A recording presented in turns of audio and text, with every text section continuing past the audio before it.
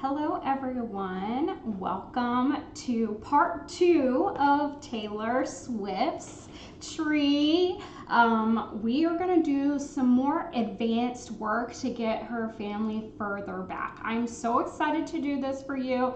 First off the top, this is pre-recorded. Unfortunately, I have other responsibilities for Daughters of the American Revolution during my normal streaming time. But hopefully you still enjoy this, and of course, just send me any questions you have. This is going to be posted to my YouTube channel. Like, it's going to be everywhere.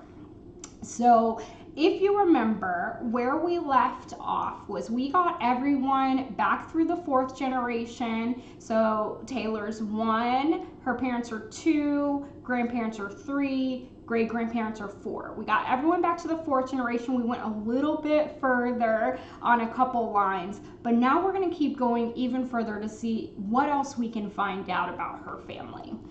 This is really exciting for me. As I have said before, I am a member of Daughters of the American Revolution. I am also a member of the General Society of Mayflower Descendants, and I am an Order of the Eastern Star because I descend from Freemasons, and I'm a daughter in the U.S. Daughters of 1812. Now, I qualified for a bunch of other stuff as well, but these memberships do cost some money, and DAR is kind of my first love, if you will. It's a service-oriented organization, and I love to do community service, so that's where I put a lot of my time and effort and energy. So when you're doing an advanced look into your tree, you're going back beyond the 1800s, right? So this is when we start to get into the areas that would make you eligible for some of these lineage societies. So we're going to continue along Taylor's Swift line here, and we're going to go ahead and open Charles James Swift. So as I said, I really like to make sure that I do what I call my facts tab, and then I do a hints tab. And so what we're gonna do for you guys, or you gals, or you folks, I'm sorry, I should have been more inclusive, but I'm a 90s baby, so everyone's a guy, right? It doesn't matter what your gender identity is. We always called everyone a guy.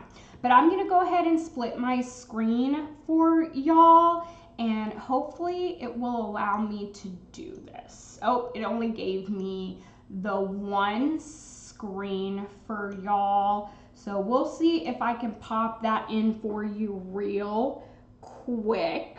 Okay, we're gonna do another window capture, and I'm gonna call it my screen right capture 2. Okay, and it says select a window to capture, and let me see if this is the right one. Hints, yes, amazing. So we've got that going now, and then we can get y'all all situated here.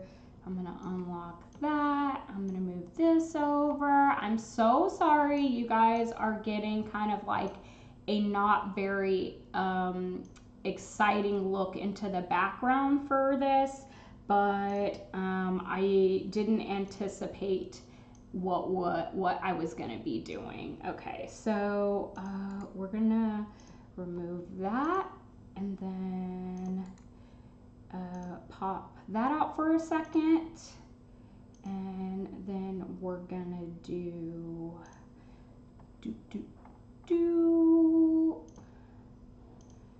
Okay, thank you for being so patient with me. But for those of you who are not familiar with OBS, you're seeing a little bit of the behind the scenes, right? Like, so that's really helpful when you're like learning how to stream. So this should all be available for y'all to see in that, and then you should see me pop back up with my webcam. And now, hi, how you doing? So again, thank you for your patience with that while I got all that said and done. And then I'm going to, you know what? Actually, I think I'm going to put myself right up here so y'all can see me there. There. Okay, thank you for your patience while I took care of all of that. And we are gonna make sure this is fitting how it's supposed to. Excellent. Okay. So we are going to continue with Charles James Smith. So we got his name from the last set of records that we did, but we did not get his birth and death information yet. So as you can see, I've got my facts tab, I've got my my hints tab. Like I said, your girl loves a picture, but I kind of wish they didn't have the colored one, or they had the colored one and the other one. But we're going to go ahead and add it. And save to tree. So like I said, that's going to populate here. If you refresh your facts tab, it's going to show up. Okay, so let's get started on his birth and death information. So as we go further back, there's not going to be necessarily birth certificates or death certificates. Marriage certificates were around a lot longer because they wanted to make sure property and stuff would be transferred to the correct folks.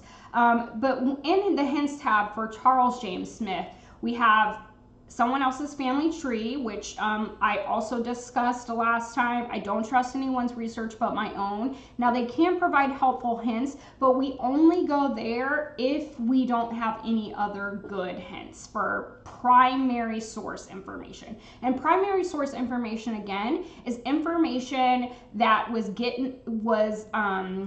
obtained from that person. So like they were there when they got married, so they put their own birth date down, their own birthplace down, so on and so forth, right?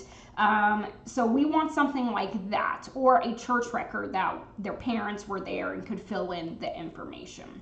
So the next thing we have is the find a grave. So I said I would cover a little bit more find a grave later, and I will cover even more in a separate video. Find a grave is a public website. Anyone can enter information for those who have passed. The preference is that you're doing it for where their tombstone or headstone is located in a cemetery or churchyard, right? So this is so everyone around the world can see this information publicly. It is extremely helpful to genealogists. And if you would like to volunteer, Find a Grave is a great website to volunteer for. They let you know which graves don't have pictures, so sometimes you'll end up interacting with cemetery personnel and stuff like that.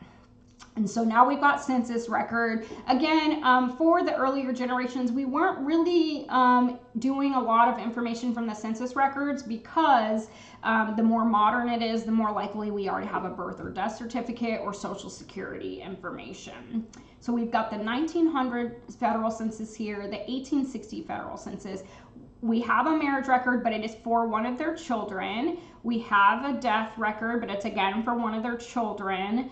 1850 census, 1880 census, 1870, another death certificate for a child, and then we have another kind of global find a grave index. So this is where we're running into, oops, it looks like we don't have any primary source information for Charles to go on. So what we're going to do is we're going to look for the most recent census record, okay, which it looks like that is going to be 1900 for Charles James Swift, okay? So we are going to hit review, and then like I said in my first video, I'm not a fan of doing the quick review. I want to see the whole record page. So we're going to view record page and open that up. Now, you also may want to look at the census record. So again, we're going to right click, we're going to open it in a new tab so we can see that census record.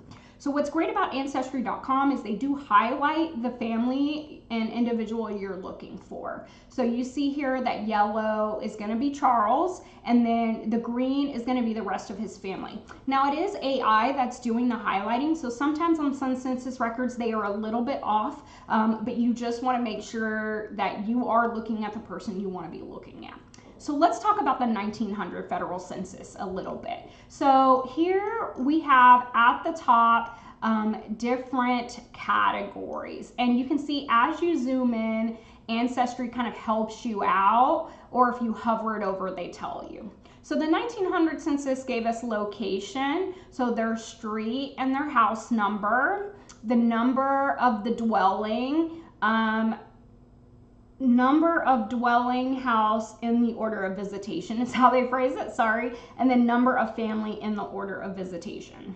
And then we have their name of each person whose place of abode was on June 1st, 1900. Now, this says June 1st, 1900 up here as well, but that might not have been the actual date that the census enumerated all these households, so you have to take that with a grain of salt. And as you can see, as we zoom in, it kind of gives us a transcription of the names. So then we have the relation, and it's going to be the relationship of each person to the head of the family, which is typically going to be a male. And then their personal description. So what color or race they are, what sex they are, their date of birth, month and year, age at last birthday, whether single, married, widowed, or divorced, number of years married, mother of how many children, mother of the number of these children living. Then you have nativity, which is very, very helpful when you're doing genealogy, not only for this generation, but for their parents. So the place of birth of this person, the place of birth of the father of this person, the place of birth of mother of this person. Citizenship section, you have year of immigration to the United States, if applicable, of course, number of years in the United States, and then whether or not they are a naturalized citizen. Then we have their occupation, trade, or profession of each person 10 years of age or over, and you're like 10, oh my God. Again, child labor laws came later in human history. And then months not employed. So again, they are trying to ascertain kind of economic information for folks at the census record. And then we have the education section, attended school in months, does that say? Yes, in months, and then can read, can write, can speak English, okay? And then ownership of home. So we have owner of rent, owned or rented, owned free or mortgaged, farm or house, and the number of farm schedule. So the number of farm schedule is very important because if it is a farm, you can then go to the farm schedule for this census year and find out more information about the farm. So overall, it gives a pretty fair amount of information, right? And then at the top, it says this is the 12th census of the United States in the year 1900. State, Pennsylvania, county, Elk, township or other division of county, they're in Ridgeway Township. There's no institution. So an institution would be a hospital, a prison or jail, something like that. And then these are supervisor's district number and then enumeration district number in the sheets. Now, because modern times we renumber the pages, usually these handwritings up here are going to be actually the new page numbers when all taken together.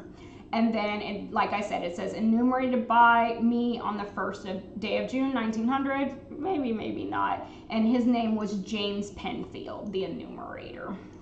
Okay, so like I said, we have so much information in the census, and 1900 is a favorite census of a lot of folks because it gives us a lot more information than prior census gave us. So the first time relationship to the head of household appeared on a census was actually the 1880 census. So prior to 1880, we could only assume that the people in the household were related in some way, but we could not confirm that based on the census alone.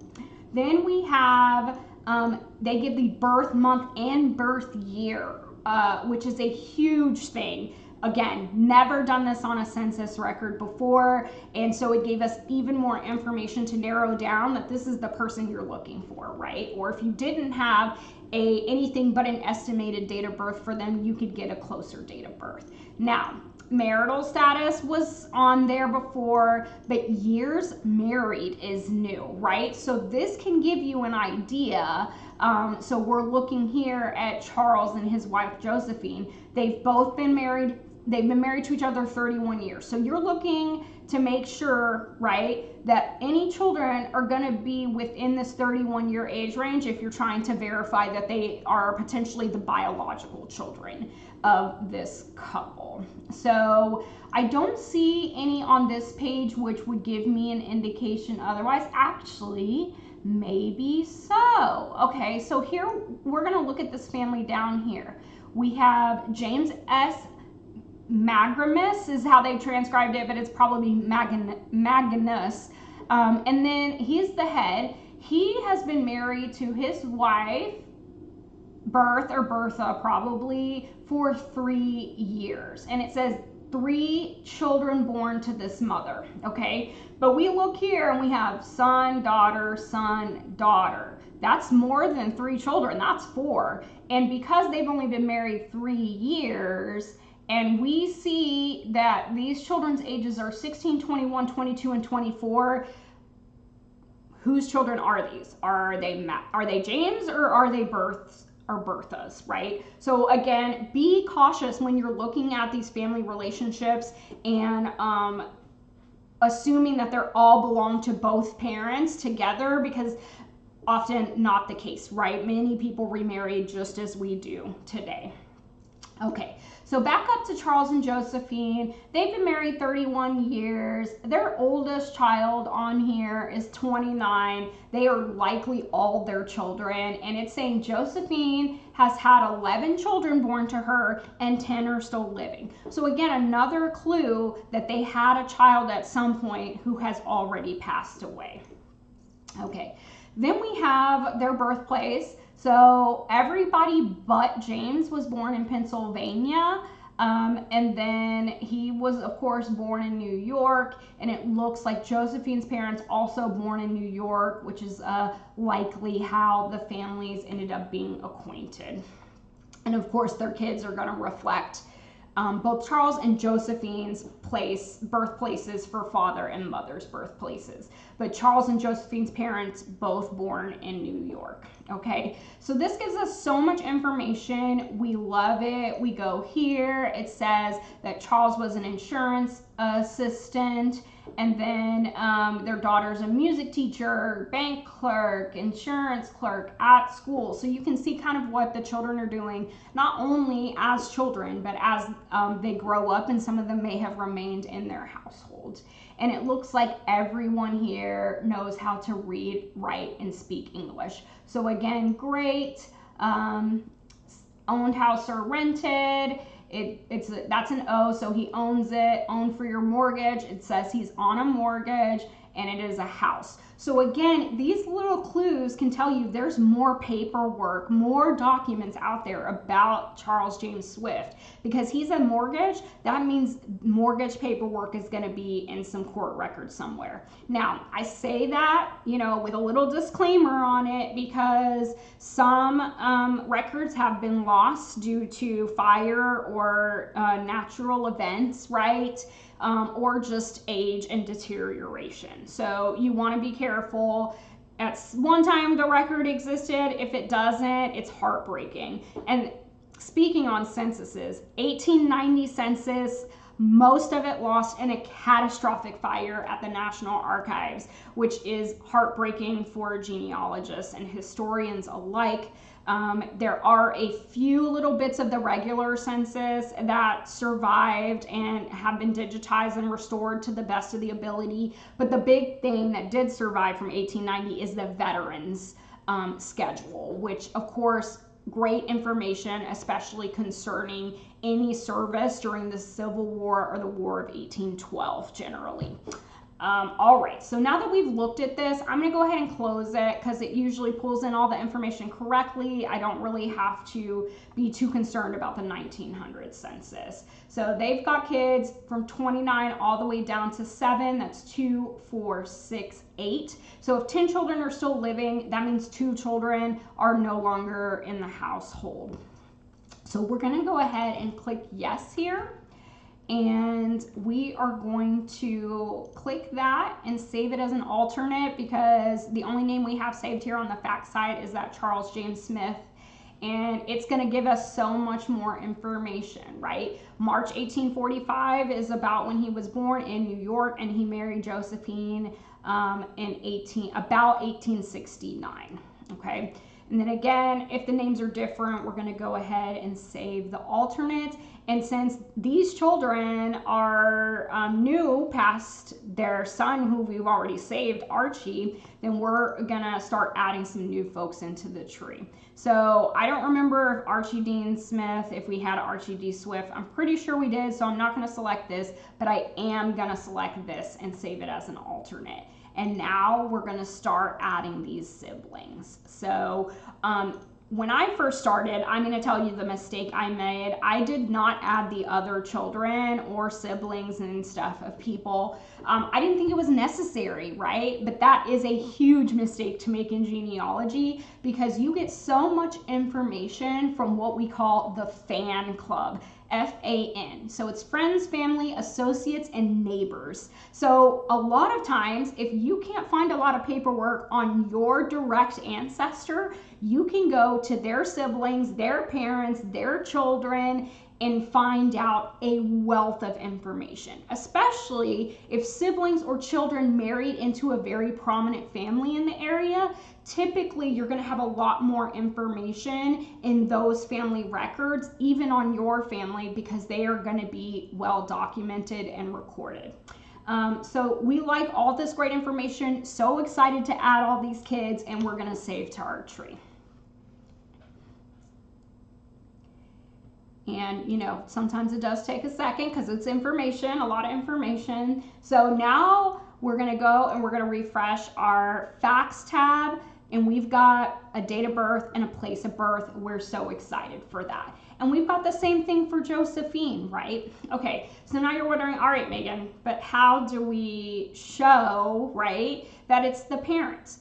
So here, Charles James Swift is born March 1845. So if we go back on our hints tab and we go down, oh my gosh, is that a new record? It is a Civil War muster roll abstract. So that's beautiful, but we're gonna put a pin in that for a second. And since he was born in March 1845, we're going to go back and find that 1850 census. And there it is. So we're going to go ahead and click on it, and we are going to view the whole record page again. So again, we're going to open this in the new tab. We're going to come and look at it, and there the highlights pop up. So here we have Charles Swift living in the household of Julius Swift. But again, like I said, these earlier census records do not have as much information. So let's go over 1850. Now, 1850 was the first census to enumerate everyone in the household that was free on this page. So notice how I say that. So enslaved persons were recorded on what was known as the slave schedule. So if we run into that, we will be able to look at it. So here we have free inhabitants in Washington Township in the county of Erie, state of Pennsylvania. So even though he was born in New York, within 5 years after his birth, he is living with his family in Pennsylvania. Enumerated by me on the 20th of August, 1850. Again, maybe not, by H.A. Hills, Assistant Marshal. Okay, so here we have dwelling house numbered in the order of visitation, families numbered in the order of visitation. So you'll see off the bat right here, these are different, 257 and 261. Okay, so that means that perhaps there was more than one family living in a dwelling, which is why you have a number of families higher than the number of dwellings. And then the name of every person whose usual place of abode on the first day of June 1850 was in this family.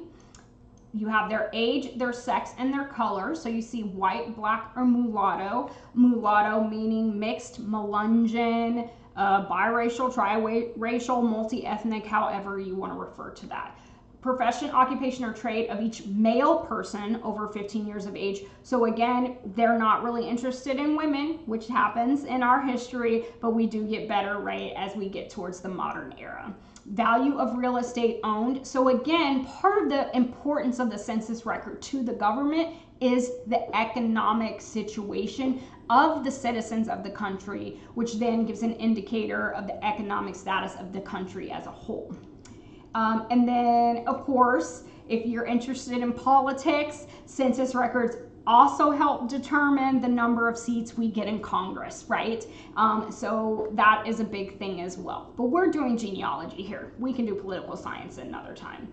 Place of birth of each person. So typically you're going to see if they were all born in the same, you're going to have the tick mark saying this is the same. Some enumerators didn't even do that. They just left it blank. So the assumption is that everyone whose place of birth below that is blank was born in the same state. And then this one is married within the year. So while it doesn't give marriage information for everyone, you can at least get a little bit of information in terms of, are they newly married? Which again, if there are children older than the year, chances are they are not the biological child of both of the persons. And back then, folks used to fudge a little bit. So if babies were born before marriage, they're gonna kind of fudge their marriage date to cover that. And then attended school within the year. So again, this is typically going to be younger folks, maybe college age, right? And person over 20 years of age who cannot read or write. So again, they're trying now to get a status of literacy amongst citizens, which of course is very good. It's an indicator of a society that's doing well. And then a lot of words we don't use anymore, so pardon me, but I'm going to read it out to you. Whether deaf and dumb, blind, insane, idiotic, pauper, or convict. Okay, so this is a lot to cover in one tab. So deaf and dumb, right? That's going to be folks who have vision issues, hearing issues, speaking issues, maybe now what we would call, like, you know, autistic and that kind of thing. People probably who have psychological or mental health disorders.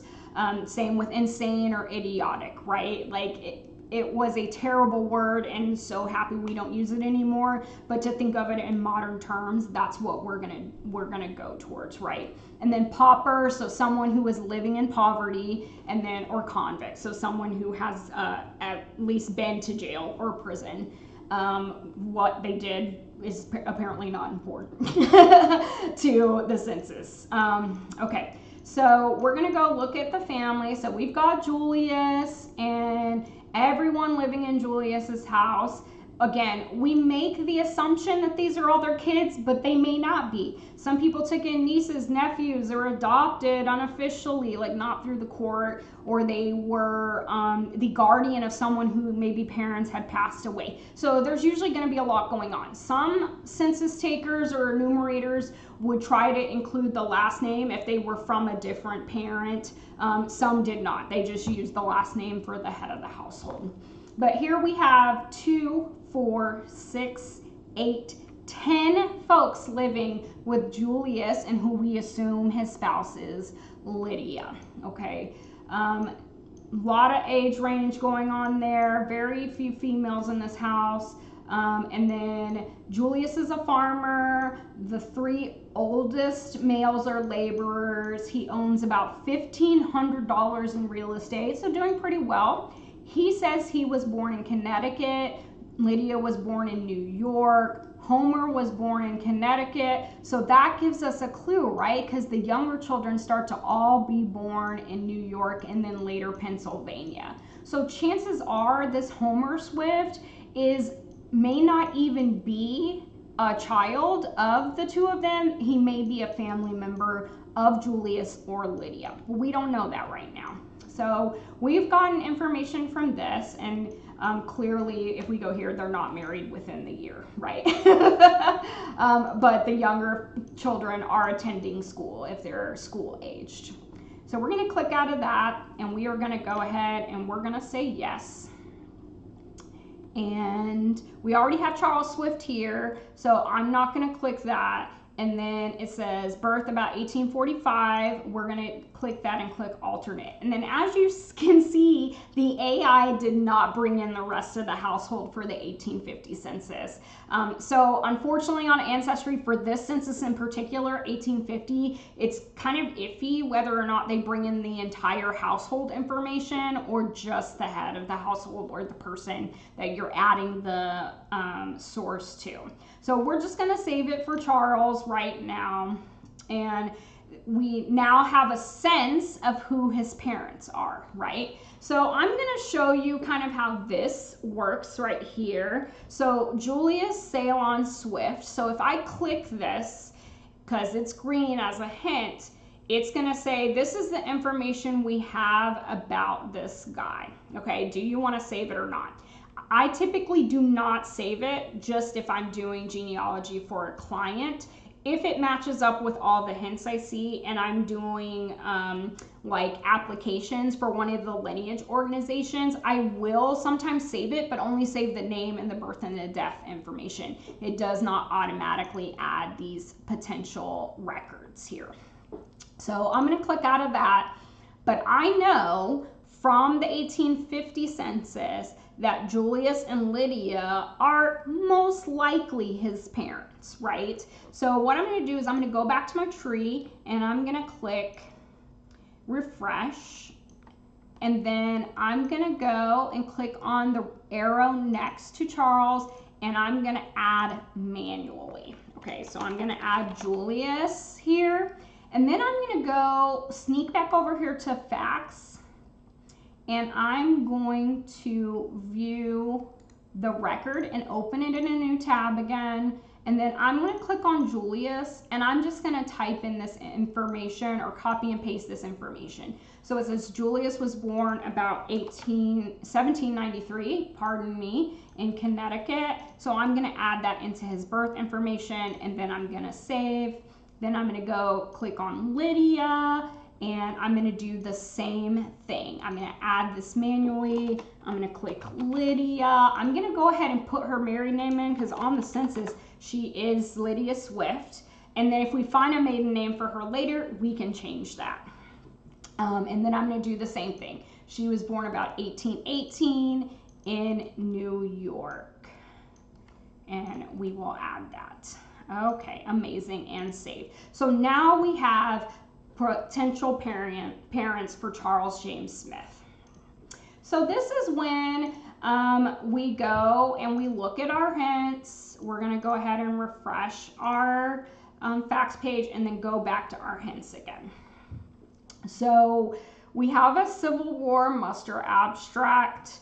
That's not going to give us parental information. We have a city directory that just popped up that's new. So potentially Charles lived in Washington, D.C. at some point, the 1860. And then, like I said, these other marriage records and death certificates are for his children. So I'm actually going to go ahead and I'm going to go to the Find a Grave so we can show you how that is useful when you're working on a family tree. Okay, so we're going to do View Record Page, and then it gives us what they pulled in from the Find a Grave website. So name, gender, birth date, birthplace, death date, death place, cemetery, burial or cremation place. Is there a biography saved on the profile on Find a Grave? It says yes.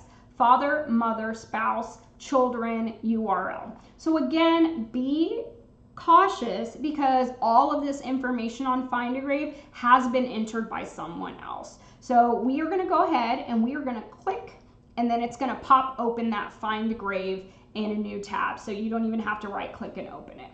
So you see here, you can add photos on Find a Grave if you have a profile, which I do, and they have added not only his headstone or tombstone photos, but they have also added a picture of him, and they've kind of added an overall picture of the cemetery.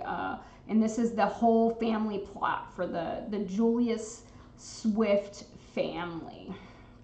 Okay, so we have here, he was born 10 March 1845 in Otsego County, New York.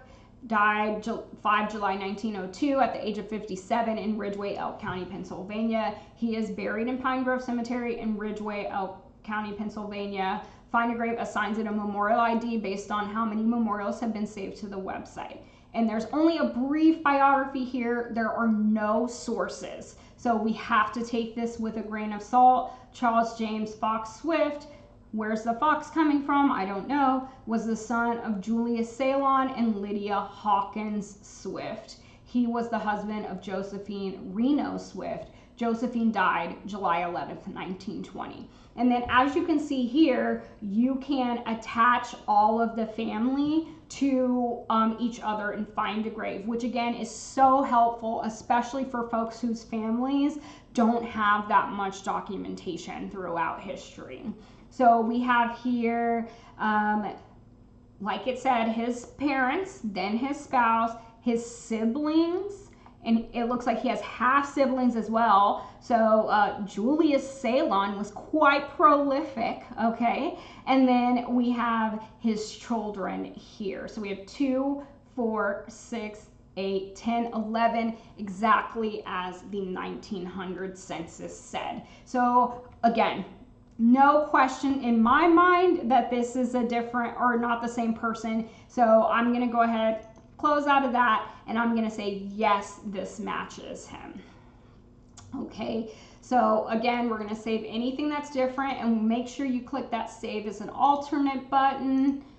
And then again, I click the little pencil and I just standardize it per ancestry standardization. That's my preference. You can leave it long form if you like. I personally just don't like to do that. And as you can see, we are now adding the parent information that was attached in the Find a Grave information.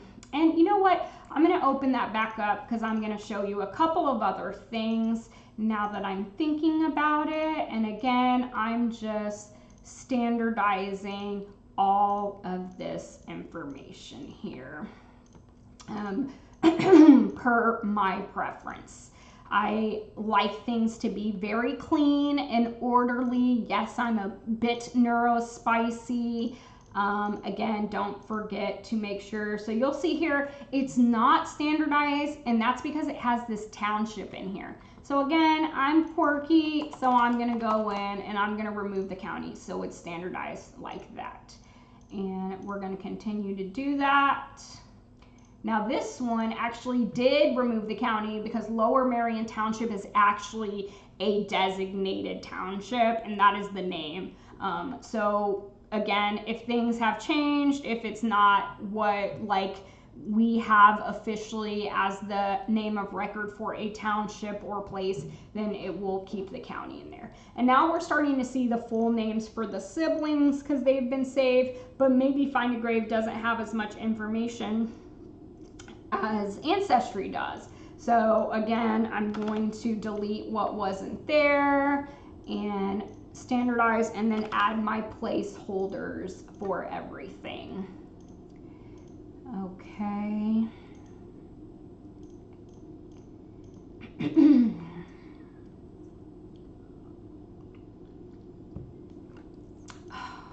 Always got to keep water because y'all keep me talking. If you can't tell, I absolutely love genealogy. I have so much fun doing it. I'm so blessed to be able to build a little bit of income by doing this. And I still enjoy it, even though it's now something I also get paid to do. And you can, as you can see, when you have a lot of siblings, this is going to take you a little bit if you're going through and you're saving everything so you can clearly see it when you get back into your fact screen, and standardizing everything just so it shows up in Ancestry the way you would prefer it to show up. All right, and then still going, lots and lots of kids And then we had already saved some of this information from records for Archie. So the only place that's new is the burial. This is a child we didn't have before, so they weren't on that census record. And then we're getting those extra children and siblings that weren't in the record. Okay. And there we go, save to tree.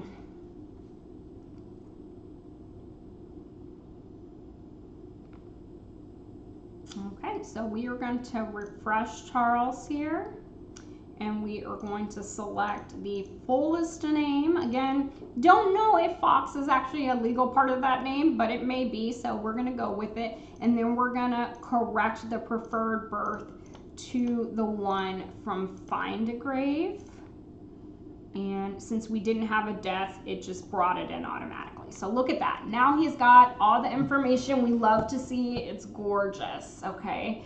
And now let's jump back over here to Charles James Fox Smith. Okay, so we did add information for his parents from Find a Grave. So let's go ahead and let's click on his dad and let's see what's going on here. So we have photos, which again is beautiful. We love to see it. However, we do not have any sources for this information. And there's no, oh, you see four more photos. There is a photo of the headstone. So we do get some more information, the birth and death dates from that. So we do love to see that. We're going to click back on memorial.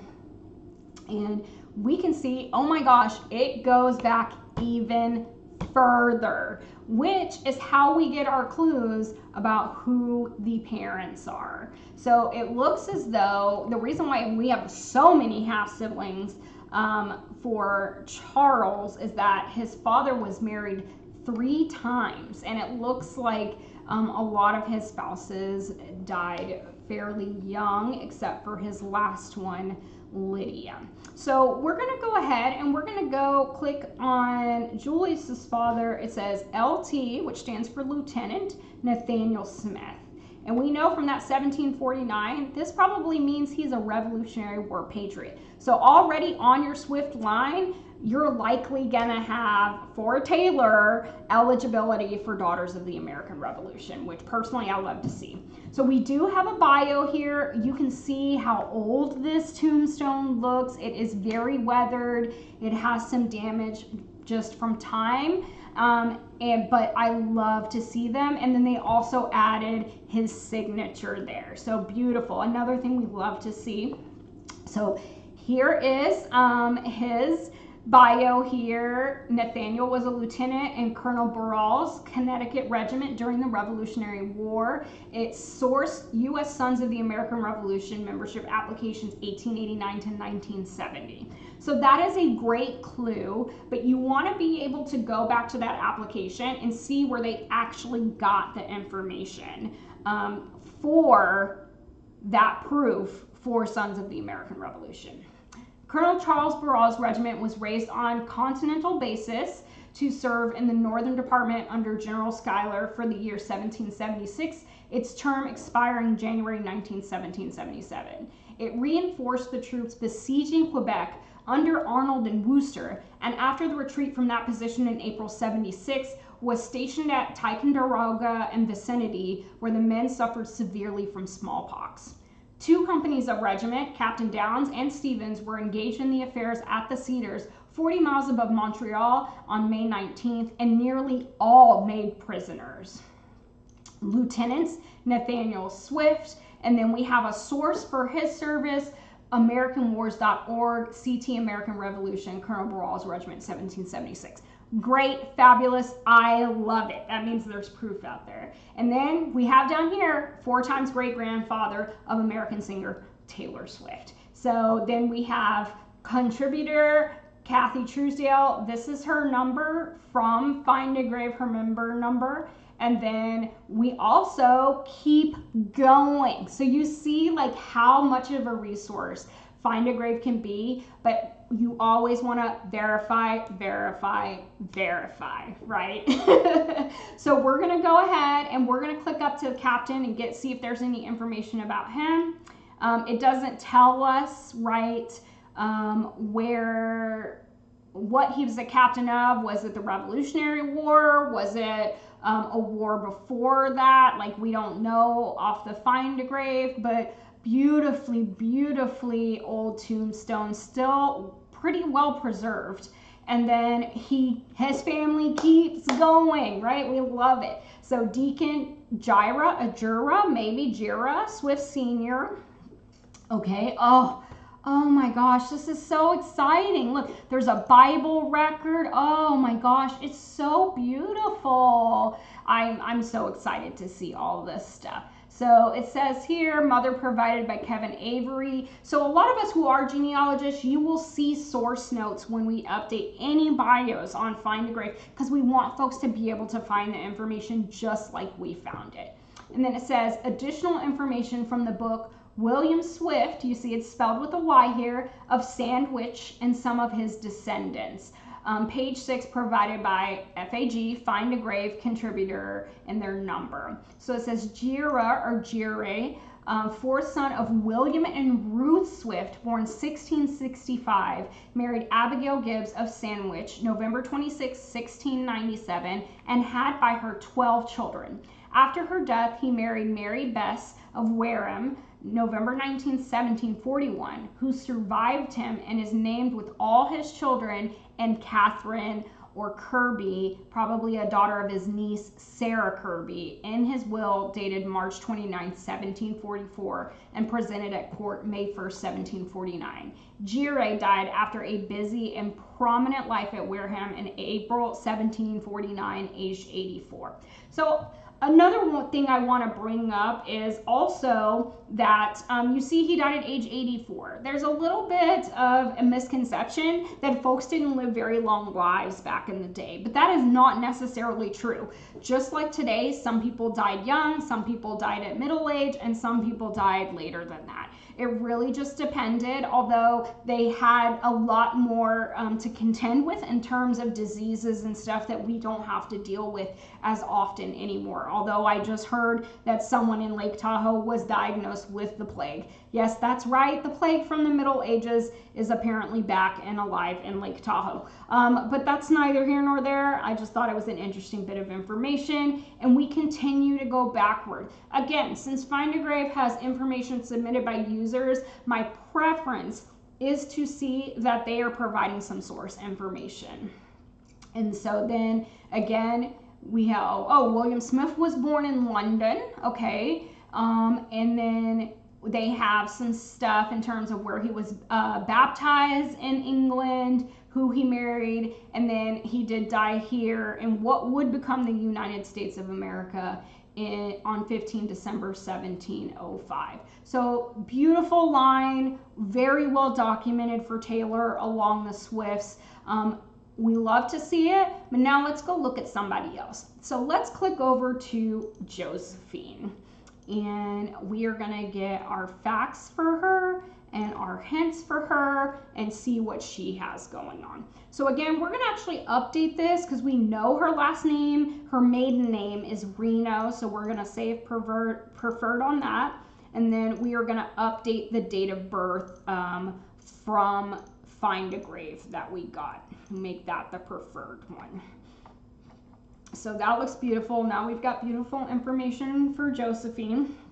I'm gonna refresh on our hints tab, and I'm gonna go ahead and move down. So we have some user submitted information, which is generally very helpful. This looks like it's potentially a death certificate for Josephine that was added, but we're going to see if we can add it directly from Ancestry. We're going to move past these family trees from other folks on Ancestry. So then we have usnewspapers.com obituary index, 1800s to current. We also have the Missouri index. We have her in the 18 census. living with her parents. She was born 1847, so we are 1848, so we want to find that 1850 census. And then we have death records for a child, the 1850 census, the 1880 census, death records for a child, 1910, because she died in 1920, the global. Okay, so we're going to go ahead and we're going to go to the 1850 census and see if ancestry's hints for her potential parents are correct. So we're going to go here and we are going to view the record page.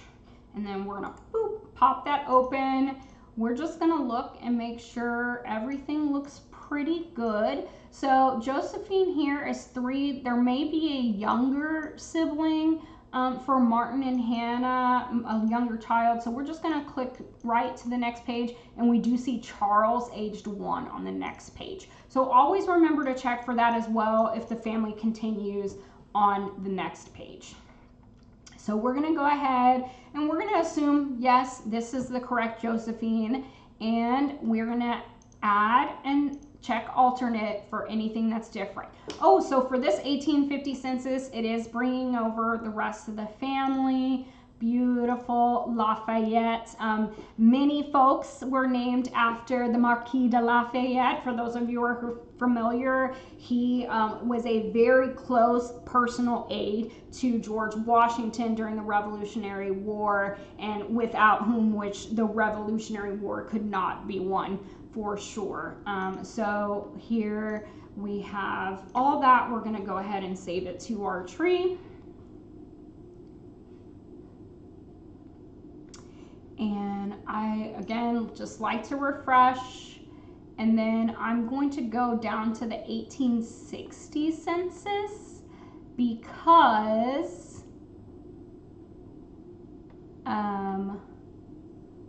we want to just reinforce that Martin and Hannah are it. So we're going to click that. And then we'll go over the differences in the 1860 census. View record page. We start to see a lot more children down here as everyone gets older. Okay, so here we go.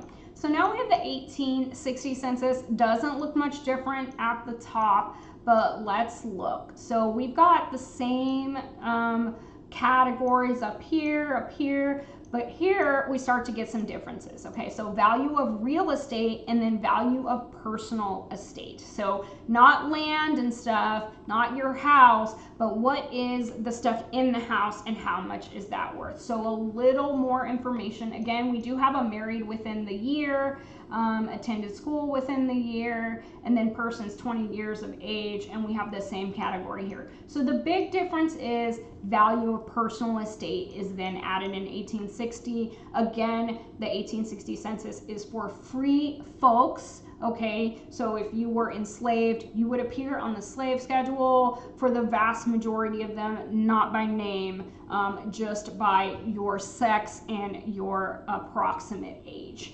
So everything looks good here. We've still got Martin, still got Hannah, and Josephine is about 10 years older, so everything looks great. Now, for some of the ladies especially, as we go through the census years, you may see them start to make their age younger and younger as each decade passes. It's probably still the same woman. Either she wants to appear as though she is younger, or she really does not remember. Either of which could have happened, because again, birth records were not really a thing unless you were doing a church record or a Bible record. That was held still at the church or with the eldest person in the family generally. So we've already saved about 1847 in Pennsylvania as one of the births. So I'm just going to go past that. We only have one added for Martin, and this is different from the 1850 census. So we're going to check that and save it as an alternate. Same for Hannah. And then same for the brother. So now we've got a middle initial, and we've got a different date of birth, and then we start getting some middle initials. So again, it really depends on the census enumerator. Some of them only used initials, which makes it harder to verify that it's the same person. And now we've got some new siblings that are now popping up. People spell things phonetically, so you'll see a lot of misspelling amongst the names, or maybe that was how the name used to be spelled back in the day and it's not the same as the modern spelling. So it really just depends. So we've definitely confirmed that Martin and Hannah are likely the parents, but let's go check out this obituary. So now we're gonna get a little bit of an introduction to newspapers.com. We got one to find a grave there. So we're going to view the record page, and then for newspapers.com, you just click it, it pops open in another tab. Beautiful. So this says Mrs. Hannah J. Reno, aged resident of Shenango Township, passes away at the age of 89 years. From the infirmities of advanced age, Mrs. Hannah J. Reno, widow of the late Martin Reno, passed away last night at her home in Shenango Township. She was 1 day more than 89 years and 10 months of age, having been born in Delaware in 1820. With her parents, she came to this vicinity in 1824 and had since resided in Shenango Township. She had been a member of the First Baptist Church in the city, of this city, since it was organized, and was the mother of 7 children, of whom 3 survive her. They are G.L. Reno of Shenango Township, Joseph J. Reno of Edinburgh, Pennsylvania, and Mrs. Josephine Swift of Ridgeway, Pennsylvania. Mrs. Reno was a woman of high character and was widely known and respected. The funeral services will be held tomorrow morning at 11 o'clock from her late home, and the services will also be conducted at the Harmony Baptist Church by Reverend Dr. H.J. Whalen of this city, the interment taking place there.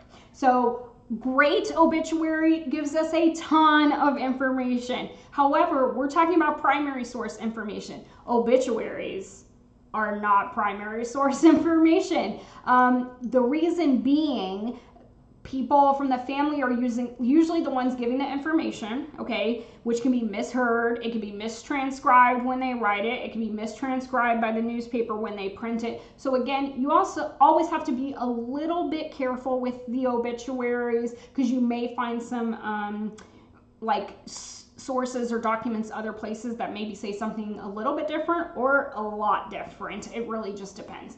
But here we know that Hannah was the widow of Martin, so great. We know they were married, at least common law married, if not married in the church. And then they'd been living she'd been living in that township since about 1824. Now, what's really important is it gives us her religious denomination, which is Baptist, right? So if you are going back to the county to do research, you want to then talk and speak with that Baptist church if it still exists, or the Baptist regional folks, or some denominations call them a diocese, right?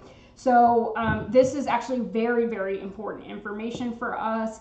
And then it says they are 3 children of her 7 are still living. So this is when you can start verifying, yes, we know this is the right person. The parents' names are right. We have a G.L. Reno, okay? So there's a Gilbert here. Again, the A from the census might not be correct, so likely the same person. Joseph J. Reno, we have a Joseph here, and then Josephine. So beautiful. We know that this looks perfect and great. And so what we're going to do is we're going to say, yes, leave your obituary open, because it doesn't pull everything in perfectly. Okay, so we have Josephine saved. We don't have to do that. You click this to add the father. Don't have to do anything with the name. Now the mother, okay? So Hannah, and then it says Hannah J. Reno in the obituary. So we're going to go ahead and click that and alternate. And then it says she was born in Delaware in 1820. So we're going to go ahead, birth, and we're going to save that as the alternate.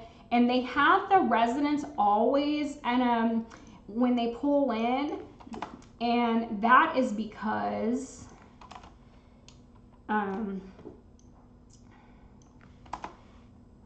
So now here is where it gets kind of thing, but we know she was buried in the same place, and they're saying she was buried in Lawrence. So if there's two different counties, then see if the clue for the county is in the burial.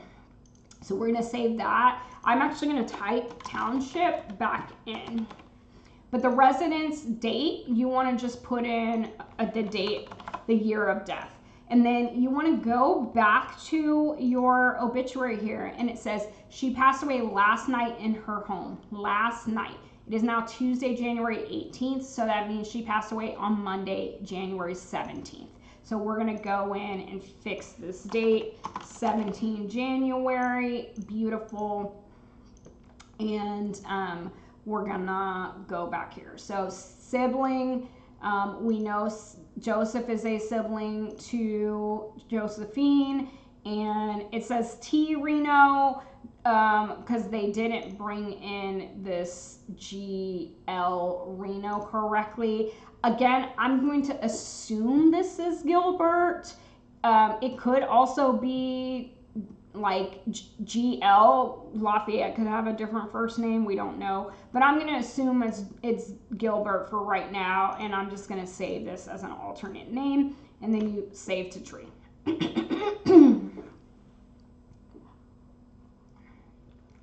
Beautiful. So now we've got the parents of Josephine in there. And I'm going to go ahead and I'm going to refresh my tree tab.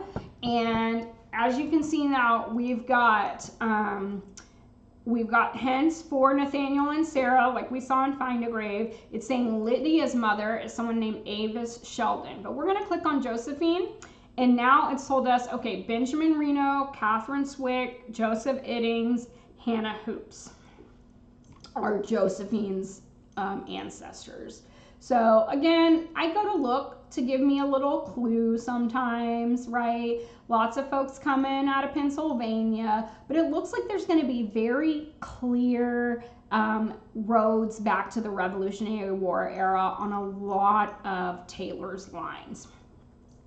So what I'm going to do is now we're going to go here to Bernice, and we're going to try to see if we can confirm for sure that her mom is Barbara Kingsley.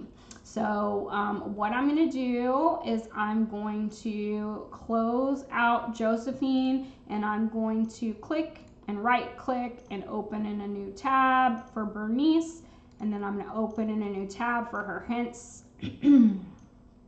and move that here. And then we'll close the other Josephine tab. All right, so back to Bernice. Pardon me.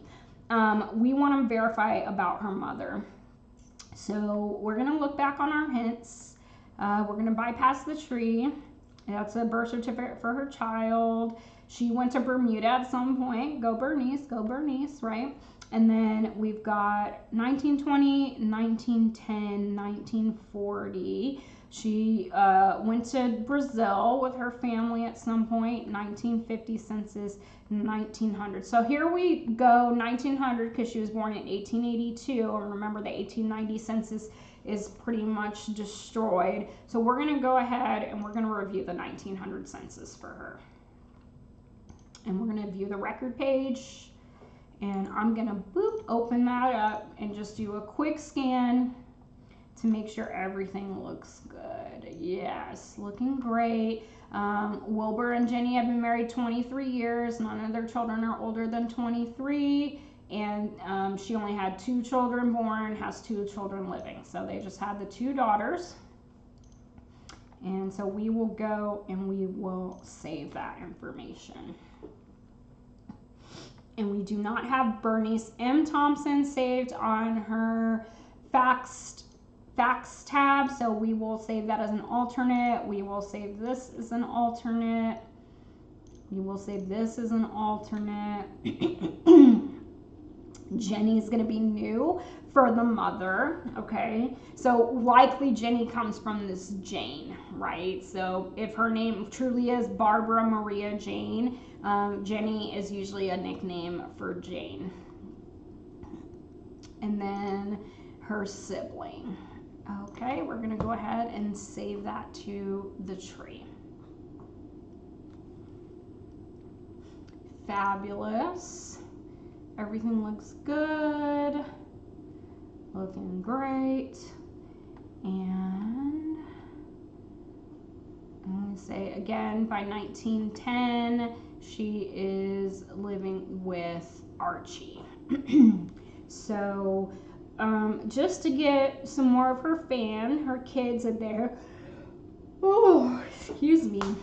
Get some more of her kids in there. I'm going to go ahead and save the 1910. So we're going to go review that, and then I'll show you a little bit about the 1910 census here. So as you know, 1900 is the first one that gave us an approximate date of marriage. And here you see it's gotten a lot busier in the 1910 census, hasn't it? Yes. So it looks like the 1900 census at the top. We still have all this extra information. Location. Now we not only have street, we have the house, number of dwelling in order of visitation, and number of family in order of visit. We do have the house number again, like the 1900 census. We have the name. So you'll either see enumerated as doing this, like last name, then first name, and if the people in the household share the same last name, you'll see this little line, or blank, or they could have done first name, last name. It really just depends. Relationship to the head of the household, sex, color or race, age at last birthday. So we don't have the month anymore here, unfortunately. Whether single, married, widowed, or divorced. So we have divorce showing up, and number of years of present marriage. So again, this just tells us, right, like they could have been married before, we don't know, but if the kids' ages don't align with the number of years marriage, then chances are they're not all of the biological children of both parents.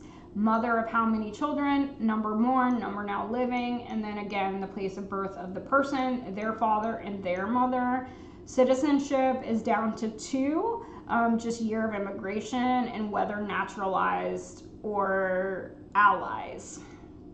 And then whether able to speak English, or if not, the language spoken. So this becomes really helpful because for immigrants and migrants, we now are seeing if they don't speak English, what language are they speaking? And then trade or profession, but now we've also added the general nature of the industry they're in, whether an employer, employee are working on own account, if an employee, whether they were out of work like earlier in 1910, and the number of weeks out of work during the prior year. We've got read, write, and attended school again. We've got owned or rented again, owned free or mortgage, farm or house, number of farm schedule. So again, if it's a farm they own, we can go to that farm schedule then for 1910 and get a little more information. And now we have some veteran information, which I always love as a veteran. So whether a survivor of the Union or Confederate Army or Navy, whether blind, both eyes, and then whether deaf and dumb. So now they've split out some of the categories and they've stopped using stuff like idiotic, and they're no longer asking people if they are a convict or a felon anymore on the census. So again, we go, just take, at this point, they've only been married 11 out of 12 months, so they're not even past their year of marriage yet. So they only have one daughter they've named Nellie. I love that. So then we're gonna go ahead and we're gonna click yes, that we wanna save this. We've got Bernice Swift, we've already saved that name. 1883 Pennsylvania, that's gonna be new, so we're gonna save that an alternate.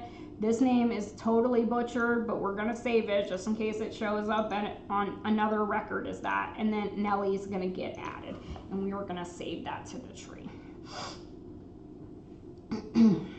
I didn't use all of my nasal sprays, so I am struggling a little bit right now. All right, so now that we've got a sibling added for Bernice, and we've got another sibling added for Archie Jr., let's go ahead and jump up to Willard or Wilbur or Wilbert. We'll see which one is supposed to be his name and see what we have going on there. So click the hints. And we see again other family trees, other community trees, and it says he was born in August 1852. So if there's not a birth or church record, we're going to want to go to the 1860 census to get an idea. So Find a Grave is saying his name is Willard Wilbur, so that's why we saw Wilbur as an alternate name on the 1900 census. And then his child's marriage. And then it's set, this could either be his or Jenny's death certificate. But we want to take a death certificate over a census. So let's just go check this out and let's review it. Excuse me. We're going to view record page. And so we can already see right here, this is for Jenny, the death certificate. So I'm going to go ahead and I'm going to click back and we're going to go do the 1860 census. Now, every once in a while, maybe because of how a census was transcribed or something, you don't see it pop up in here, and we didn't. So I'm going to just click on 1880 and see, it's just him living alone, it looks like. So I'm going to click on the record page, but I'm going to scroll down and I'm going to look at suggested records. So here we have some other stuff popping up. Okay, so we have a death record in Michigan. This is probably likely a child. We have an obituary. We have a family history. We haven't encountered that yet. More Michigan death records. We have a Pennsylvania U.S. death certificate for William Thompson. We'd have to look at this and see, is it really William or is it Willard? And then, so we have a couple of different options here. And when this happens, I like to right click and open this stuff in a new tab. So I'm going to open the couple of death certificates and that obituary. So this is not the same person. It's William Thompson and Ella Taft and Alfred Thompson. That's not anybody we know. And this says WL, and we know his name is WW. So again, I'm going to click out of this. And then we have Willard L. Thompson. So again, the L gives me pause. I'm not really a fan, and this says February, so I'm going to go ahead and click out of this one as well. And we don't actually see an 1860 census right here. So for some reason, Ancestry's AI is not finding the census. So I find this peculiar, but we're going to go ahead and we're going to go to Find a Grave then. And we're going to open that up, okay? So there we go, Willard Wilbur Willie, and no sources, and it says Barbara Marie Jane Jenny Kingsley, and then he only had the two daughters. The names are pretty unique, and so I'm gonna say this is him, but I'm gonna just click on the dad here and see if there's any sources. And so no sources here. I'm starting to get a little bit suspicious. So I think I'm just going to stop that with Willard until I can use some other resources to see where his family might be. So I'm going to close out of this, and then I'm going to click back till I get to Willard again. I'm going to click there, and then I'm going to see what information we have on Jenny's, or, you know, the very intense name she actually has. So I'm going to click on her hints, and oh, there's photos, black and white, love it. I'm going to go ahead and actually just save this one so I can see her beautiful face. I love it. And we're going to X out of this on the side. So here we have an 1860 census for Jenny, or Barbara Maria Jane. And she was born 1858, so the 1860 census. But we have her, this is her death certificate for her daughter, but we did have a death certificate for her, which interestingly enough is not popping up in these hints. So we're gonna go to this obituary. We're gonna view the record page, and then we are going to see if it's popping up here, and it is. So we are gonna go the death certificate that way. You're gonna click save to someone in your tree, and then you just type in the name you have saved, Jenny, and we're gonna attach. So again, I wanna open it. I wanna see what this actually says to make sure I'm saving everything correctly. So it says Jenny Kingsley Thompson, female, white, married, W.W. Thompson. There we go. Looks beautiful. Looks great. Mercer County. So born in Mercer County, Pennsylvania. If they don't include the state, then it's usually the state where they died. And it says her father is Reverend Allinson Kingsley, and the name of mother is Laura Jacket, and the informant is Margia Thompson. So that is her daughter. So I'm a little more likely to trust the information on the death certificate. Okay, so we are going to save that as a different name. We're going to save this, and then we're going to add Pennsylvania, because we know Mercer County, Pennsylvania. It's the alternate 10/10/1927 and Warren 10. So this says December. So it's not, yeah, so 10 December 1927. Her father is Allinson. However, it does not give a birthplace for the father. So we'll check this and we will uncheck this. And again, this is not, yeah, I don't know why they have the death here for the parents that keeps popping in, because there's no death information there. We ran into that earlier with Taylor's stuff. And then we're gonna go Laura Jacket, and we're gonna remove the death. There's no death information. We added the state to that county because it is a very unique spell of the county, and we are gonna do the placeholder there. And then since this says married, it's that WW is likely still living, so we're gonna add that. We're gonna uncheck death. I'm, again, not sure why it keeps doing that. And then her date of birth is September 20th, 1857. So September 20th, 1857. Okay, so everything looks great. We're gonna save that to our tree. Alrighty, so we've got some good information on Jenny now.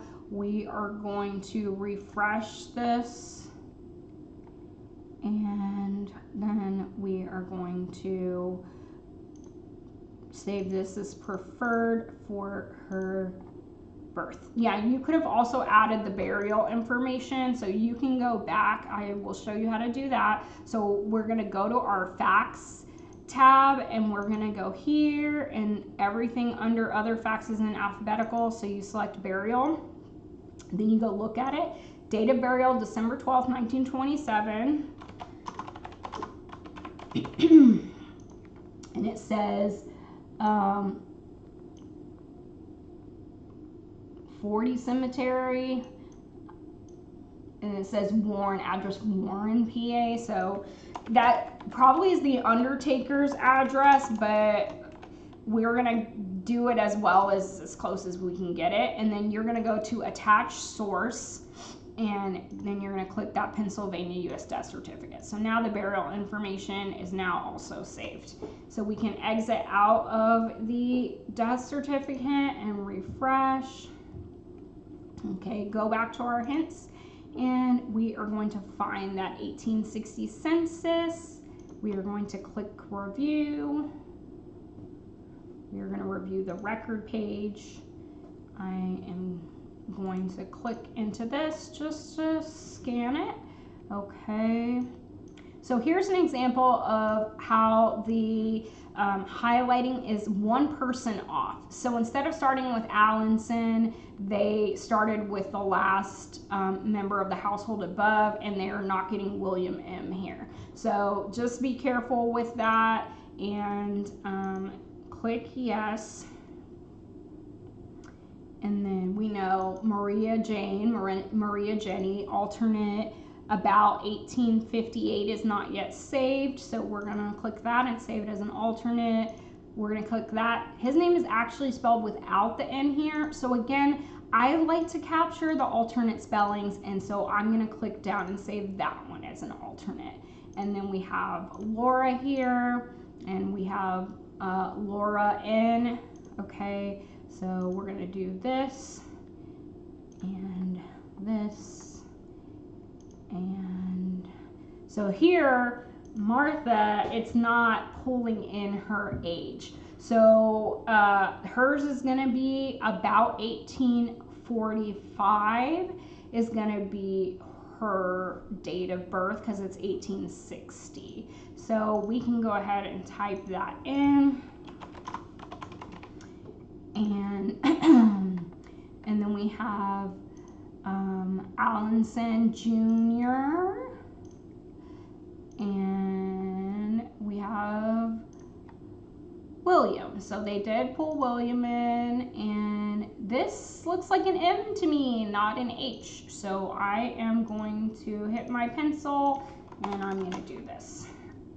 So again, you have to be careful sometimes with the transcriptions, but you can also rapid fire just go through and accept everything.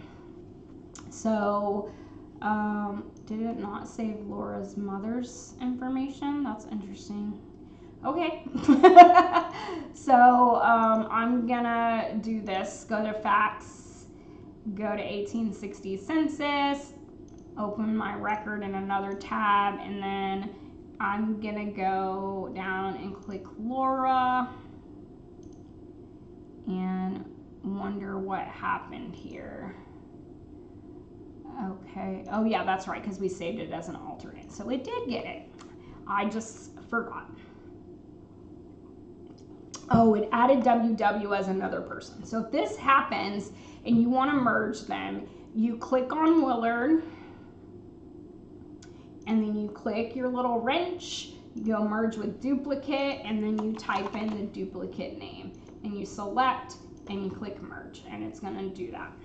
And now we can go back to Jenny, and we can click on Allinson so we can go up a little further potentially.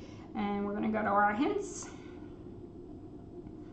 and we have the 1880 census, 1870, he was born about 1815.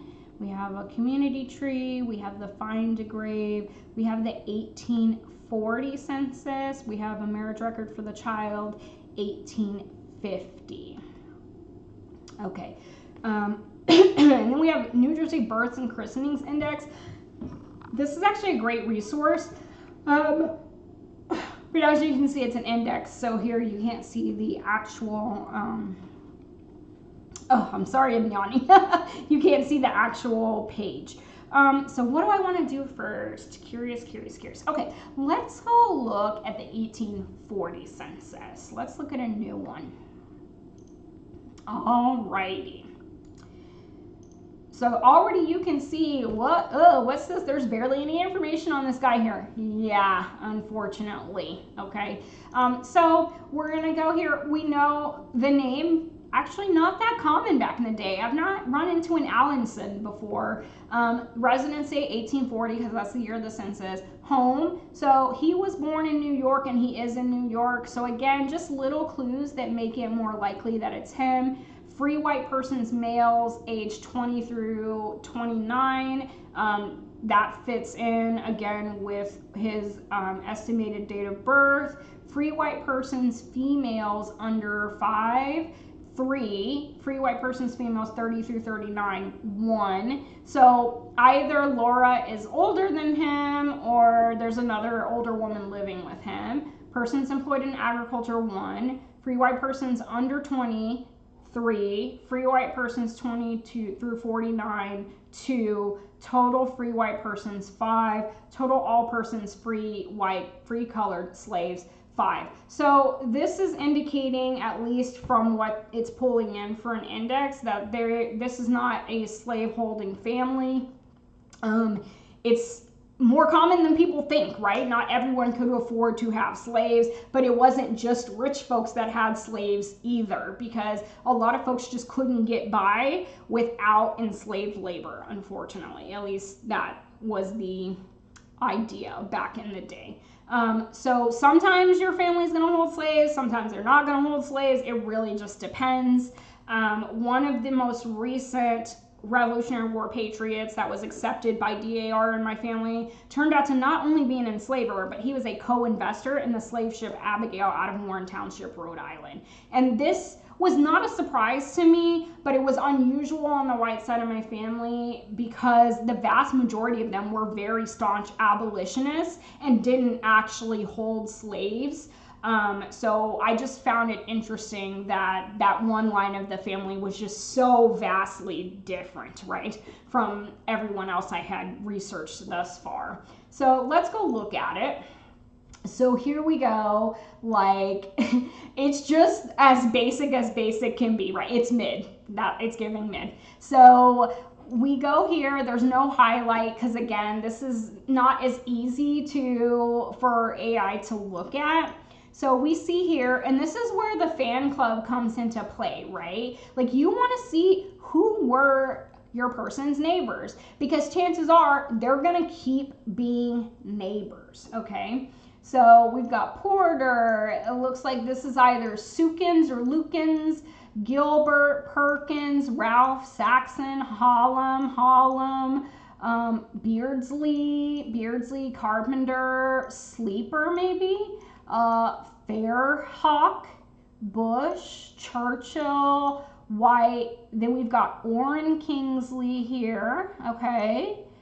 And we've got a Heineman, and then we have Allinson, Kingsley, Churchill again, Towner, Tracy, Porter, Jenkins. So you're starting to see a lot of the same names, which again is normal, but we see here that here's Allinson, Kingsley down here, okay? So if you go back up to the top, it has it really broken out, males, females, right? And so they even have 100 and upwards, because like I said, it really just depends how long folks lived. And then you have free colored persons, if there's any of those living in the house. We're going to click back and look at the left side here, okay? And so this is the page from the prior person. So not for the page that Allinson's on, but from the page prior to that. So then we're going to go to the right, and we're going to see that. So this is where it gets a little bit tricky, because you have to like count upward. So you have 2, 4, 6, 8, 10, 12. So Allinson is the 12th up. So when we go back to the right, we go 2, 4, 6, 8, 10, 12. So here he is right here, this 5 and 1. So it says number of each person in the family is employed in agriculture. So he's the only person, we're assuming, employed in agriculture, not his wife and his 3 young daughters. And then we keep scrolling, and there's like no more words here, okay? So this is what we're gonna look at now. So pensioners for revolutionary or military service. So if there's anyone, the name would be listed there.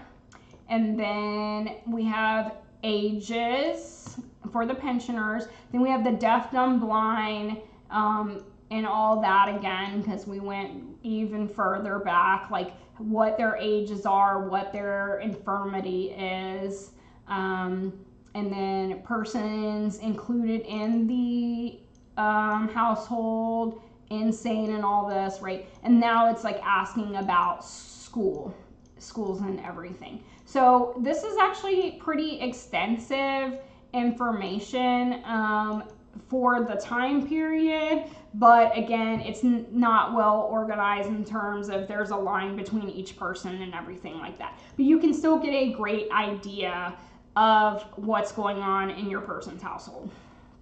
Okay, so we are going to go ahead and click out of that. I'm confident based on the age and everything, this is definitely Allenson, and we're going to go ahead and we're going to say yes, and we're going to save it. And of course, it's only saving it to Allenson because he is the only one listed on here, okay? And we're not going to do anything. We're just going to save that to the tree. So this is where it gets tough when you're trying to find the parents of folks, and why we end up relying on stuff like Find a Grave to give us those clues.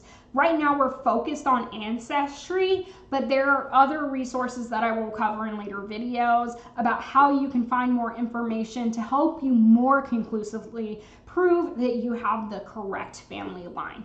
Now, the other thing to think about all this, you can do so much of the paperwork side, but then you do a DNA test and then you match to people who are not in this line at all. Because what happened back in the day? People had affairs, they snuck and they crept, they were sneaking and creeping, right? So they had babies with other people and then said that they were the children of the man they were married to or were going to be married to. Like, we can't control for any of those factors, but people still do the same thing today, right? So there's a ton of birth certificates in modern times that either have no father listed or the wrong father listed because of family situations we're not even going to get into.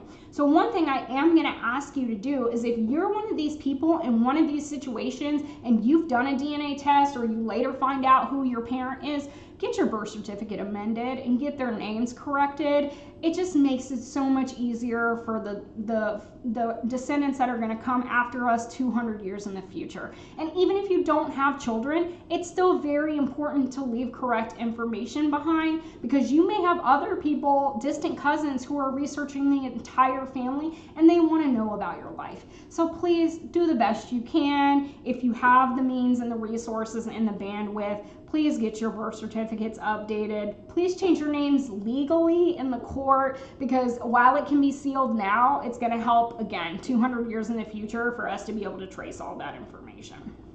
So there's my little, like, you know, please, please, please on my soapbox type thing, because it just gets so difficult for us genealogists, especially in terms of women, because they went from being their father's property to their husband's property, right? And their names were not always recorded in a way that makes them easy or that we can find them at all. And that's so sad, because then all those stories are lost. So for Allenson, we're going to do Find a Grave, and it says he was a reverend. So like already we're getting a little clue. He wasn't just in agriculture, he was doing some other stuff, which is great, because as we start looking into those other resources, we have a hint about where he potentially might be found.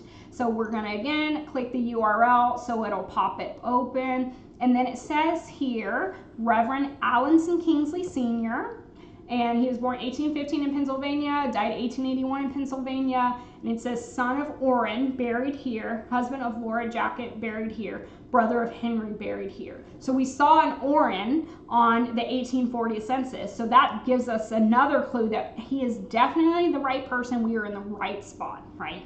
But it doesn't say of what he was a reverend or of what denomination. So we have another new mystery here to kind of keep in our heads. So let's go ahead and click Orrin Kingsley Jr.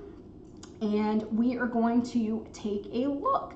So here we have a couple more clues for Orrin. So it says Orrin was born in Connecticut and then died not too long before his son, actually. So let's click this here, a record of a burial place of a veteran. So it looks like Orrin is a veteran of the War of 1812. Gorgeous, we love it. However, he doesn't have the little veteran mark here. So a lot of the times, since I have a profile, I'm gonna click suggest edits. And then I am gonna update his gender. And then I am also going to go designate this person as a veteran and save suggestions. So whoever, it says your suggestions have been submitted and will be reviewed by the memorial manager. So whoever is managing this memorial will be able to review my edits and decide if they like them and if they're going to be saved. And then we also have his obituary, which I love. And they actually even gave us where it came from and the date down here, even better. So Mr. Kingsley of Farmington died Saturday, the 25th of June, at the ripe age of 84 years. His death was very sudden, he being sick only about 10 minutes. He was the father of the late Bishop Kingsley. Mr. Kingsley had lived a useful life and was the father of a useful family. The funeral services were held at the Methodist Church in Farmington.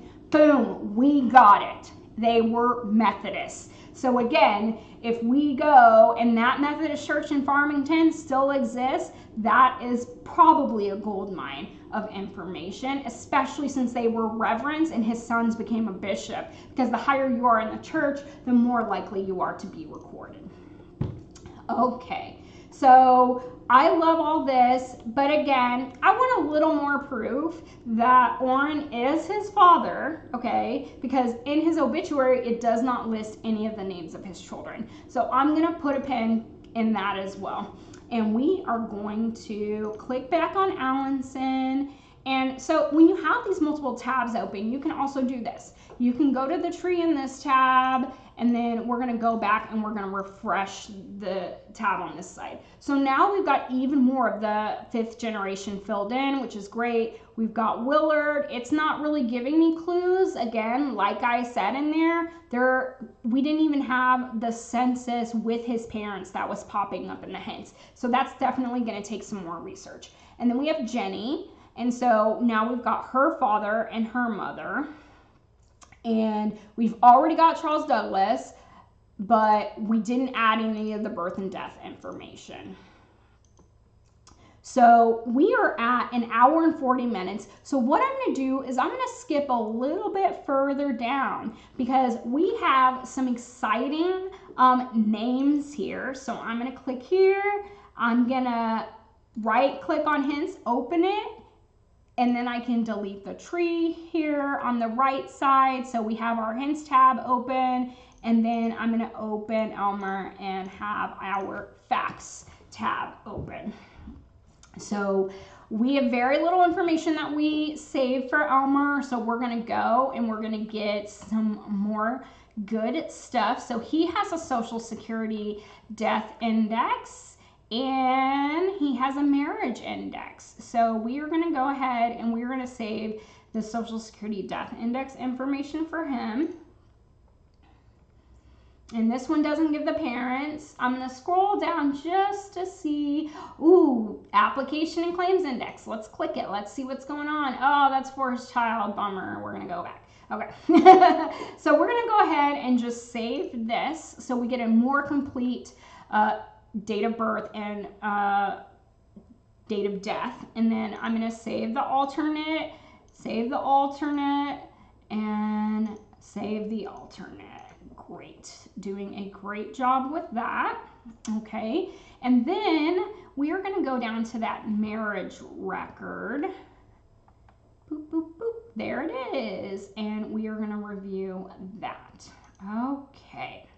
So this is, again, just an index. We don't have a picture, but a clue for a future video. It gives us what's called an FHL film number. FHL stands for Family History Library. So that gives you a clue that you could actually potentially see this image on the Family Search website. And we will cover that in another video later. So we love that, and this can be verified depending on your access on what computer you're at. So we're going to say yes, Coralie Morrow, those names match. It looks great. It looks terrific.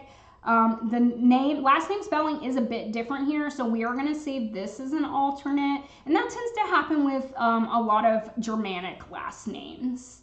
And then here, we're going to do our pencil, make sure this says Arkansas County, Arkansas, so we don't go back later and we're like, why does this say Arkansas, Arkansas?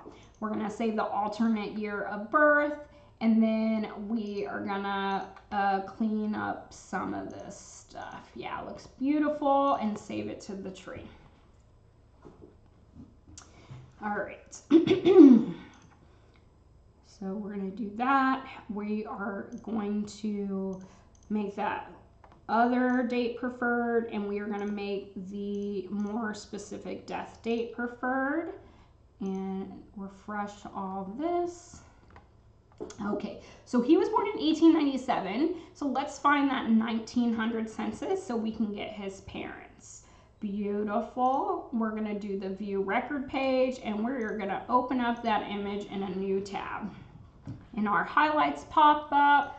Beautiful. Okay, so here we have the household of Henry, and then we have his wife Emma, and Elmer's down here as a son. So now here you have, okay, a couple of weird things happening here. So the youngest son ends up going below 2 boarders. So it looks like this is potentially a married couple. Yes, they are newly married that are living as boarders in the house of Henry, Elmer's parents. And then they had to correct their numbering, so this is what happens in that. And then we want to look at Elmer's dad, Henry, and we see he was born in Missouri, but his father and mother were born in Germany, which was why I was excited to come down here and spend the last little bit of time we have left exploring a little more of this side of Taylor's family. So we're going to go ahead and we're going to click yes. Oh, so Guston is George and Augusta's son, not Henry and Emma's. But sometimes the kids do end up below the borders. It's very strange. So again, we want to take a look and see what kinds of spellings we have on the names. I'm going to go ahead and save this alternate spelling because the more spellings you have for the Germanic last names, the better. I'm telling you. So this is his father. We're going to just save that like that. And Emma, his mother, and then we have his brother Oliver and his brother Martin. And we are going to save. They do not save the borders in this household because that's considered to be a different family. Okay, so we're going to refresh that. And then we're going to add the 1910 census because when you are adding parents new, a lot of the times it's more helpful. Oh, they didn't have the 1910 census pop up here. Okay, well, we can add the 1920. That's fine.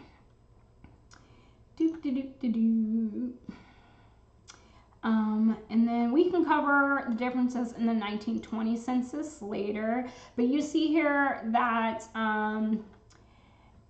what's happening is now 20 years later, Elmer is the only child still living with the parents. And we already have that spelling of Elmer's name, so we're only going to save the alternate birth date. We now have a middle initial for Henry, so we're going to save that. This is different, even though you didn't see the different tag pop up. And then this is different. Again, the different tag didn't pop up. So we're going to go ahead and save that. And refresh on this side. And now we're going to go explore Elmer's parents. So Henry and Henry. And so already you can see the hint is giving us a very German name, right? Even though we already knew that Molenkamp was a German name. We're going to click Henry's hints. And we have photos again. Oh, love it. Taylor's family has so many photos. I just love it. I love it. Okay, and so we have 1930. Henry was born in 1858, so we want to find that 1860 census. We have a marriage record, death certificate for a child, obituary, and all these census records. Okay, so let's go ahead and take a look at this marriage record first in Missouri. We're going to view that record page, and we are going to boop, pop that open in a new tab. Okay, so it's saying that Henry Molenkamp married Emma Bruns in Missouri. It doesn't give a place. That seems kind of weird, so we're going to check it out. So it looks like their marriage license and certificate is the bottom part of this page. So marriage license, state of Missouri, county of St. Charles, This license authorized any judge, justice of the peace, licensed or ordained preacher of the gospel, or any other person authorized under the laws of the state to solemnize marriage between Henry Mollencamp of St. Charles County of St. Charles and state of Missouri, who was over the age of 21 years, and Emma Bruns of St. Charles in the county of St. Charles and state of Missouri, who was over the age of 18, and with her father's written consent. So a lot of people don't realize this. 21 was actually the age of consent back in the day for you to be an adult, right? And be able to conduct business and all this other stuff. So men, you're gonna see 21 is the big age when you see them start doing all this stuff. And then 18 for women, but she still needs her father's consent, allegedly, to get married. And it says, witness my hand as recorder with the seal of office hereto affixed at my office in St. Charles, this 24th day of March, 1883. And it is Jane, or maybe John, oops, that's a lot, McDermott. Okay. They did often kind of shorten names, so Jonathan or John, sometimes it's J and O. There was a bunch of stuff going on back then. Okay. So state of Missouri, county of St. Charles, and this is to certify that the undersigned Lutheran minister, so again, there we have that clue about their denomination of the gospel, did at St. Charles in said county on the 26th day of March, AD 1833, unite in marriage the above named persons. And then it says, the foregoing certificate of marriage was filed for the record in my office on the 30th day of March, 1883. So this is where you also get a few clues. Sometimes you'll see the license, but there was never what we call a return of marriage. So maybe they just filed the license, they never got married, or the person who officiated the marriage never filed it. And then sometimes, like, we just don't even have all the information for the file for record. It gets really interesting. Sometimes people got a little bit loosey-goosey, okay? Because the assumption was basically once you started having kids with people, that was your spouse, right? So we can go ahead and we can do this. And let's look at it. So while it gave us the license information, it did not import the license date. So, and then we're gonna have to add in where they got married, right? So that's also a little bit interesting. Like, yeah, so St. Charles, Missouri, and then we're gonna make sure this says 26 March still, like it said. So, yeah, you have to kind of catch that stuff. Okay, we're gonna accept that. Ugh, and there it goes. Oh, and then her name was Emma Bruns, and we're gonna save that as alternate. Beautiful, beautiful, beautiful, and save to tree. So unfortunately for that era of marriage records, it did not have the parents' names on there, but we do have a marriage record attached. So again, like I said, he was born, in 1858. Now we have a children's passport on here. So as you add some sources, you're going to have some other ones pop up. I find it really interesting in the 1860s. So let's click on 1870. And it says he is living. Oh, is he living with anyone? Let's check it out. And we're going to open it, close out that marriage record. And it only highlights him. So interesting. All right. So we do have him living with William and Margaret. So William, 22 and 12. Seriously doubt that William had Henry at the age of 12. So now we know something's going on in the family in 1870. So let's click out of this and let's scroll down and look at our suggested records and see if we see the 1860. we do not see the 1860s. So let's see what this obituary says. Oh, this is for a child. So we have some interesting things going on here that we're going to have to explore in our next video because I don't have time to do it now, right? Let's see what this newspaper one says. And it says topic human interest. So let's click it and just read what it says. Harvester. George J. Mears, George H. Cruz, John D. Durker, John D. Barkledge, Ora G. Bruns, Louis Heitgerd, Henry J. Molenkamp, Henry H. Y being short for Henry, G. Emil Heitgerd, H. Thole, Henry H. Heitgerd, and Henry Iborg went to St. Charles Saturday with wheat.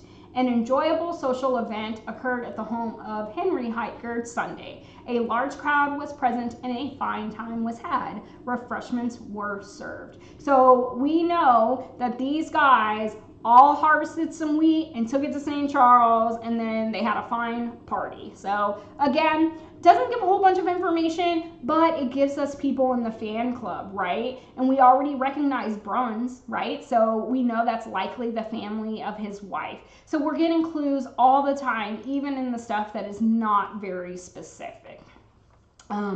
I just find it so interesting that you can get so much information with all these folks. So let's head back and let's see what's going on with his wife, Emma, and see if we can get some more information, okay?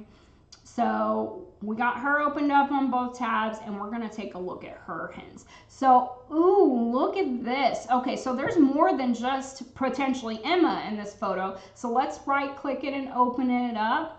And then, oops, these people don't have names. So what I like to do is I like to add a comment and say, could you please identify the folks in this photo from left to right? Thank you in advance. So if this is an active tree and the member's active on here, potentially we can get a little bit more information about the folks in this photo. So I've added my comment and I'm going to click out of that. But I'm excited because I want to know more about the people in the photo, right? So let's go see. It says Emma was born about 1865. So we want to see if her 1870 census is there. It is there, and it looks like there is a father and a mother. Oh, and it looks like Emma maybe later gets married and has a passport application. Alrighty, so let's go ahead and look at this 1870 census. Oh, so again, it looks like Ancestry is having a little bit of issues with their importing for the 1870s census, and it's only giving us the one person. So it looks like here we've got Diedrich Bruns, Elisa or Elisa, Henry, Herman, Emma, Julia, and George. So again, this is before we start getting confirmation from the census about who was related in the household. So we just have to make the assumption, right? So what I like to do is yeah, it says inferred father, no name, no name. So there, it looks like there's a little bit of an issue here in terms of importing things. So what I'm going to go ahead and do is I am going to save that 1870 census, but I'm going to go to the tree, I'm going to refresh it, and I'm going to go down here to Emma, and I'm going to add manually. So we're going to add how it's spelled in the 1870 census, Diedrich, and Bruns. We're going to make sure we update that. He should be deceased. So we're going to go 36 years back from 1870. So 30 back is 1840. And so he was born about 1834. So we're going to put that in about 1834.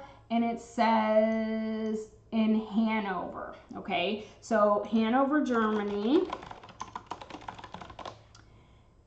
And we're just gonna leave it like that, and we're gonna click save, okay? And then we're gonna do the same for Elisa, and we're gonna do the Bruns instead because we haven't verified her maiden name yet. And she was born in Missouri about 27 years ago. So that's going to be about 1863. And y'all can check my math because obviously I keep yawning and stuff. My brain is not doing the greatest right now. And we're going to go ahead and click save. Okay. Then we're going to refresh this. We're going to refresh this. And then we're going to go ahead and save. Okay. So and then I know I didn't use the E on the other one, but that's because we know that's not really how the name's spelled, but I'm gonna save it as that. And again, the transcription, they only did Bruns for some reason, so it is what it is, unfortunately. So we're gonna save all that, the very little information it's importing, and that is where we are going to stop for today. So let's go back, let's refresh, let's see what's going on. So already we're getting some parents, right, for Diedrich, but Elisa's got to marinate a little bit more. And this is one of the greatest things I love about Ancestry is it's continually checking as they update everything. So you can start a tree, you can not have any hints, and then you can come back in 2 days and you could have a ton of hints. So I really encourage everyone, if you have the money to do Ancestry, if not, do Family Search, which we will certainly do a video on in the future, probably multiple ones. But it's been great hanging out with y'all today. I hope you have a great weekend. Remember, this was pre-recorded, but I'll see you again in a week. Bye-bye.